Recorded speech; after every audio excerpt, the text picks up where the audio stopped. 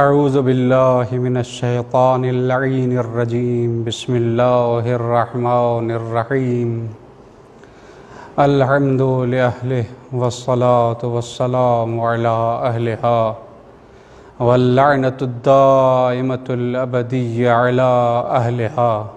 اما بعد فقد قال اللہ تبارک وتعالی فی قرآن المجید وفرقانہ الحمید اعوذ باللہ من الشیطان اللعین الرجیم یا ایہا الذین آمنوا کتب علیکم الصیام کما کتب علی الذین من قبلکم لعلکم تتقون۔ ناظرین کرام، السلام علیکم ورحمۃ اللہ وبرکاتہ۔ خداوند متعال کے ممنون و مشکور ہیں جس نے ایک بار پھر اپنی رحمتوں کا دروازہ ہم پر کھلا۔ بہار قرآن، ماہ مبارک رمضان اپنی رحمتوں، مغفرتوں اور برکتوں کو لیے ہوئے ہماری زندگی میں بہار لانے کے لیے آ پہنچا۔ اسی شکریہ ادائی کے عنوان سے کچھ عرائض لے کر سلسلہ وار گفتگو کے عنوان سے حاضر خدمت ہوا ہوں کہ جس کا آغاز ایک سادہ سوال سے کرنا چاہوں گا جو عموماً ہمارے معاشرے میں ہوتا ہوا نظر آتا ہے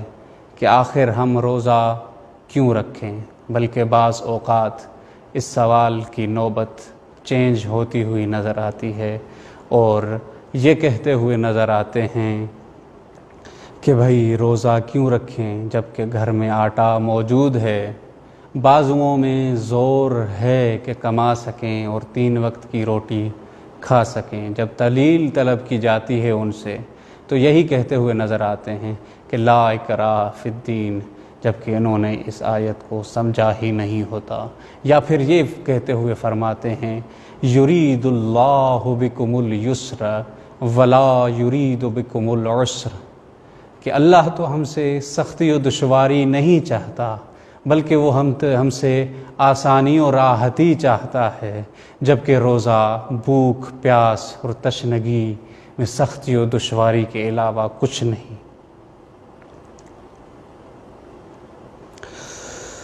اسی سوال کو لے کر انہی سوالات کو لے کر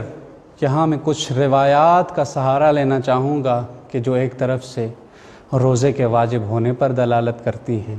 دوسرے طرف سے روزے کے فوائد ذکر فرماتی ہیں۔ اس میں سر فہرست ایک حدیث، چھوٹی سی حدیث جو تمام تر احباب کو یاد ہوگی انشاءاللہ، کہ صوموا تصحوا، روزہ رکھیں کہ روزہ باعث صحت و سلامتی ہے۔ یا پھر دوسری روایات یہ کہتے ہوئے نظر آتی ہیں کہ روزہ فقراء اور مساکین سے ہمدردی کہلاتا ہے، روزہ رکھیں تاکہ فقراء اور مساکین کے حالات کو درک کر سکیں۔ یا پھر یہ کہتے ہوئے نظر آتے ہیں کہ روزہ تقوی الہی کو اپنے پایۂ تکمیل تک پہنچانے میں مددگار ثابت ہے۔ قبول، ہم سب اس پر ایمان لاتے ہیں کہ یہ سارے دلائل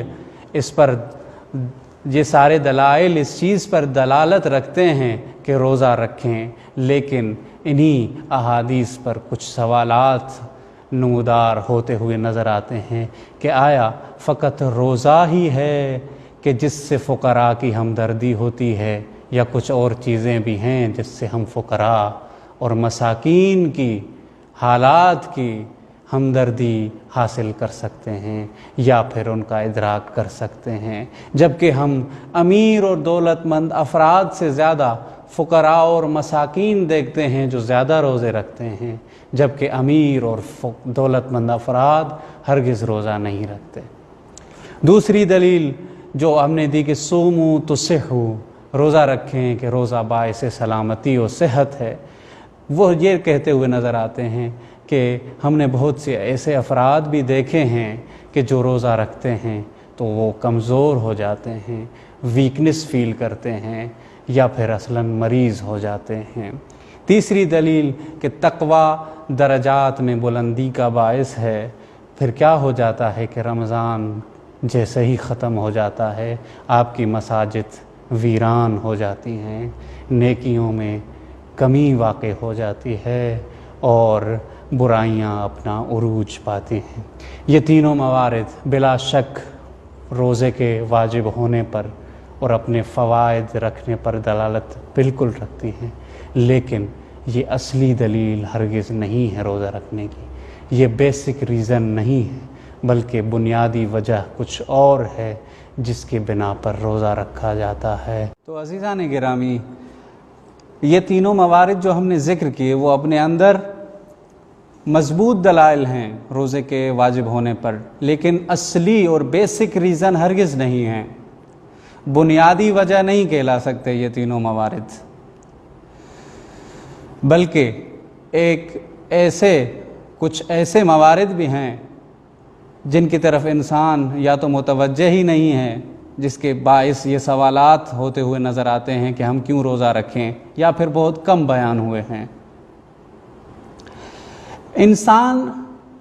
اس جہان کی سب سے متفاوت، مختلف اور ممتاز مخلوقات میں سے ہے، جو اپنے دوسری مخلوقات و موجودات سے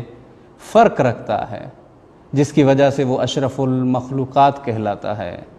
اور اس اشرفیت کی اہم ترین دلیل اس کا مختار ہونا ہے، اس کا خود مختار ہونا ہے، اور ارادے کی قوت سے مالا مال ہونا اس کی دلیل کہلاتی ہے۔ وہ اپنے تمام تر افعال، مختلف کام اسی ارادے کی وجہ سے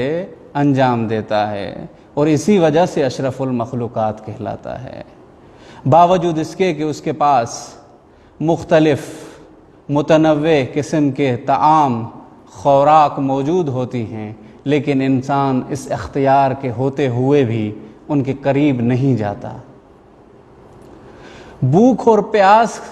ہرگز خداوند متعال کے نزدیک فضیلت کا معیار نہیں ہے، بلکہ معیار فضیلت اور افضلیت یہی ہے کہ انسان ارادہ اور اختیار رکھتے ہوئے بھی خالق حقیقی کے حکم پر لبیک کہتے ہوئے ان سے کنارہ کشی اختیار کرے۔ خداوند متعال نے افضلیت اسی وجہ سے اس کو فرمائی ہے کہ انسان اپنے قوت ارادے سے، اپنے قوت اختیار سے استفادہ کرے، نہ کہ صرف بھوک اور پیاس اور تشنگی اس کے نزدیک فضیلت کا معیار ہے، بلکہ خداوند متعال تو یہ چاہتا ہے کہ انسان اپنے اختیار و ارادے سے روزہ رکھے اور میرے احکامات پر عمل پیرا ہو کر میرا ہو سکے۔ دوسری اور اہم دلیل روزہ رکھنے کی یہ کہلاتی ہے کہ انسان قوت ارادہ اور اختیار کا مالک ہے، تو روزہ اس قوت اختیار اور ارادے، صبر و استقامت کو پروان چڑھاتا ہے۔ مختلف دشواریوں میں، مختلف مشکلات میں، مختلف نامساعد حالات میں اس کے ارادے اور اختیار کو مضبوط اور مستحکم کرنے میں روزہ عمل دخل رکھتا ہے۔ بلکہ یوں کہہ سکتے ہیں کہ روزہ ایک قسم کی تمرین ہے کہ جو نامساعد حالات میں زشت اور بیکار اور غلط کاموں سے پرہیز کر کے خداوند متعال کی اطاعت میں لبیک کر کے سر تسلیم خم کرے۔ والسلام علیکم ورحمۃ اللہ وبرکاتہ۔